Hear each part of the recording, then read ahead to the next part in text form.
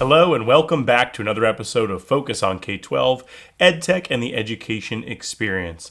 I'm your host, Doug Konopelko, Education Strategist and National Esports Manager for CDWG. Today, we're going to cross the pond and talk with Tom Dore, the Head of Education for the British Esports Association. He's going to take us through a little bit about what academic esports looks like over in England and some of the different things they consider as they're building out a program like this. Let's dive in. My name's Tom Dore and I'm the Head of Education for the British Esports Association. I'm also the Head of the Education Focus Group of the Global Esports Federation, and I'm also still a teacher. So I still teach 3 days a week. I've taught for the last 17 years across a range of different high schools, so different types of schools ranging from alt-ed settings through to highly selective private schools. Here in the UK, I'm a science teacher and I've taught for the last 17 years. Perfect. So we've talked a little bit in the past about that, in the US, we talk about scholastic esports, but in the UK, that has no meaning, right? And it's academic esports. So maybe what's the difference between academic esports and then competitive esports? Sure. So it's a sort of bit of a tough one, this, I guess, because I know in the US, friends and colleagues in the US are using the word scholastic, but in the UK, we don't call it scholastic football or scholastic rugby. So, why call it scholastic esports? So I prefer the terms competitive esports and academic esports. So here in the UK, the British Esports Association runs the only PC-based competitive esports competition for students between the ages of 11 to 18. We use League of Legends, Overwatch, Rocket League, and we're just launching Valorant for the first time this year. So we have the competitive background. This will be the fourth season or the fourth year of the competitions that we run. We're the official partner of the Association of Colleges. So like in the US, you have the NCAA running the collegiate sporting aspect, or the National Federation of High Schools. The Association of Colleges is something similar. So we're their official partner here in the UK. On the academic side of things, it's really how esports links to the curriculum, how we are developing young people, skills and knowledge with young people for jobs in the esports industry, both in the US or the UK, and the global esports industry. But also then how esports can be used as a vehicle to develop skills in business, in marketing, in creative media, social media, advertising, marketing, as well as then the traditional sports side of things, the coaching, the performance, the health, nutrition, and that side of things. And I think that's really the growth area. Yes, we do a lot in competitive esports, but actually there's a large movement, there's a big movement towards how esports can move into the academic space in the actual curriculum programming as well. So what does some of your work in academic esports look like up to this point? Sure. So at British Esports, we've partnered with Pearson, the global learning company, to develop the first esports qualifications of their kind in the world for 16 to 19-year-olds. I know Pearson in the US have a different role within the UK, within the US education system. Here in the UK, they're one of the three main exam boards or examining bodies that all schools and all colleges do their qualifications through, and students sit their exams via Pearson, essentially, and Pearson are the awarding body who award these exams.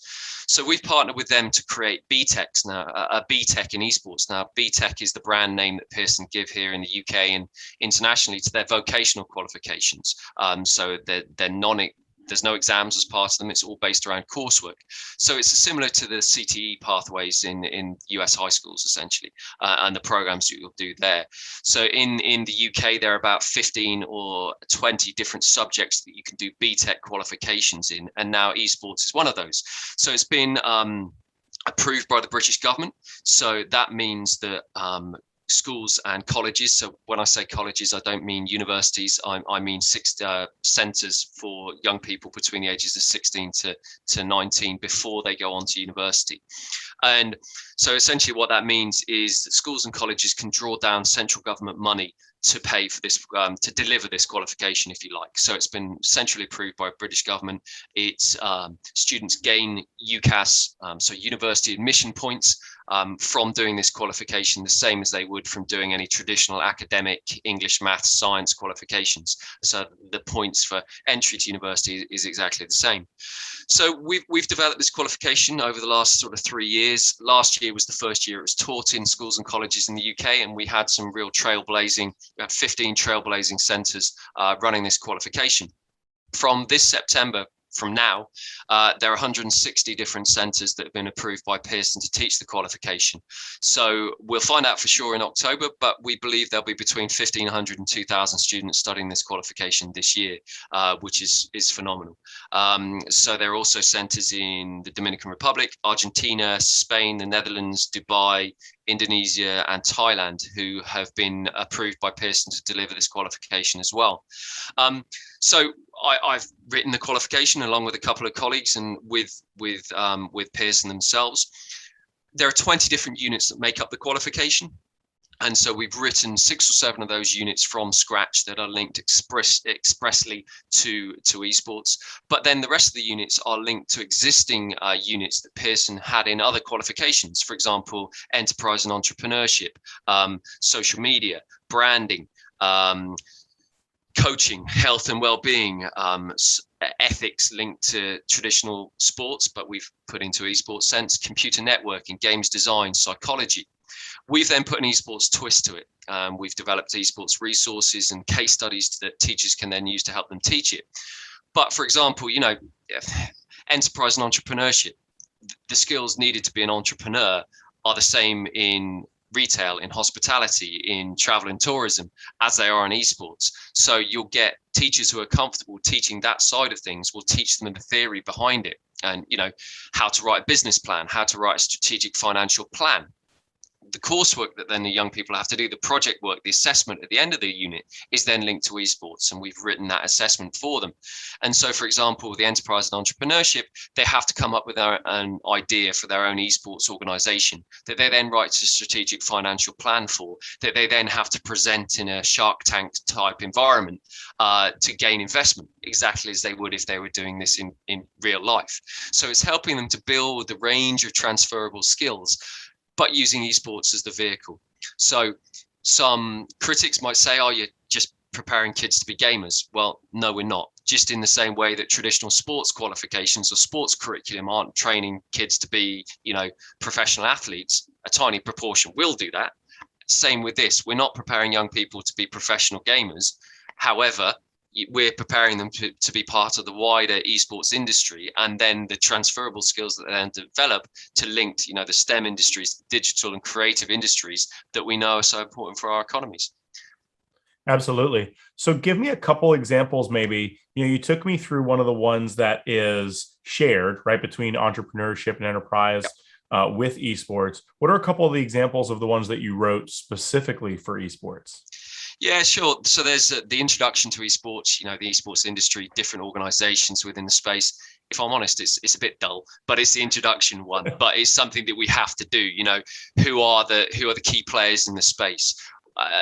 Talk to us about different genres of esports and the games type, which that to be fair, the kids will love that bit because they get to talk about their favorite games, they get to talk about their favorite organizations and do some case studies about different orgs, esports orgs and things like that. Then there's the module all about game skills analysis. And so actually going into the detail of the different esports titles and talking about different skills that they need to play those games and the different strategies that coaches could use to actually coach those specific skills. We've then written one specifically about streaming. And obviously Twitch is the major player in this space, and how young people can set up their own rigs in school, and how as a school team they should be then learning the theory behind streaming and what streaming is and why people are streaming, the commercial aspects of streaming, how you can make money through streaming, how to set up your own streaming rigs and things like that. And then the practical application of that is they then go and do that with their own esports team, representing their high school, representing their school. In the competitive side of esports, they can then be streaming those matches, putting their theory that they've learned about streaming and how to do it into practice. And then shoutcasting as well. We've written a shoutcasting unit from scratch. Obviously, shoutcasting is a huge part of the esports industry, really brings it to life, and you'll get some young people, that's their real thing. They don't necessarily want to play in the school team. However, they want to be the shoutcaster. They want to be the one bringing it to life. They have a real passion about the games themselves. They might not be very good at playing it. They might not be able to represent the school. However, they're going to be the shoutcaster. They're going to be the commentator. They're going to bring it to life for the rest of the students. So again, we've talked about what shoutcasting is, the skills you need to be a shoutcaster, talking about communication skills, how you are going to train your voice, and how commentators and presenters, the critical aspects of that and how they can develop that amongst themselves. The practical application is, and the coursework angle of that is, they then have to present their own shoutcast. They have to train for their shoutcast. They have to prepare for their shoutcast and show how they're preparing for the shoutcast. And they then record themselves doing a slot maybe for their high school team. And that's what they then present to the high school as the evidence for their assessment, essentially. So it's very practically based. It's all about the practical skills. Excellent. Tom, how long, you said that the Esports BTech has 20 units, Yep. right? So how long is that meant to take, or how long does that stretch over? How intense are each of those units? Yeah, good question. So here in the UK at 16, 17, 18, students will pick 3 or 4 subjects to study before then going on to university. And so the Esports BTech that we've developed could be one of those. So for example, they might do a course in business, they might do maths, they might do geography, and they could do this course in esports. Or in its largest sense, there's the extended diploma, which is 1,080 guided learning hours. So this would be the only qualification that students would study between the ages of 16 and 18 before they go on to university. We're talking to Pearson now about how we can adapt this content and amend this content to bring to the US and to fit into the high school structure, if you like. And so I appreciate that electives are one of the things we've been talking to different high schools and colleges about, and how this could fit into that. And so my understanding is that electives are normally 40, 50, 60 guided learning hours. And so that is essentially one of the units that we've got as part of the BTech. Each of the 20 units is between 60 and 120 guided learning hours in length. And so we're looking to see how we can package up this content. So a high school might be, right, we'd love to do something on esports and the use of social media in esports. Okay, have a look at this unit. Or the shoutcasting unit, right, here's 40 or 50 guided learning hour chunk of work that you can go and take away and use as an elective. So it's very much, that's where we're working towards at the moment, and we're talking to some trailblazing high schools and colleges at the moment to see how they might want to take this information and trial it in the US. Excellent. Last one here, Tom. What has been the esports experience that you've been a part of that you feel has had the most impact for students, been the most memorable, maybe had the most impact for you? Take me through one of those. Look, for me, it's all about inclusion and diversity, and the fact that esports is a level playing field, or offers a level playing field in a way that traditional sports, traditional activities can't do. So you can have able-bodied young people playing on a team with disabled friends. Young people playing from a wheelchair, using adaptive controllers and adaptive mice with their friends, playing with and against those friends in a way that they can't do in other traditional activities. And so we've done some phenomenal work in some real specialist colleges, specialist schools for young people with complex learning and physical needs. We did a project with Xbox before the summer, where Xbox UK kind of gave us the Xboxes and some adaptive controllers, an adaptive kit that young people were able to plug into their wheelchairs. And we're talking young people here who move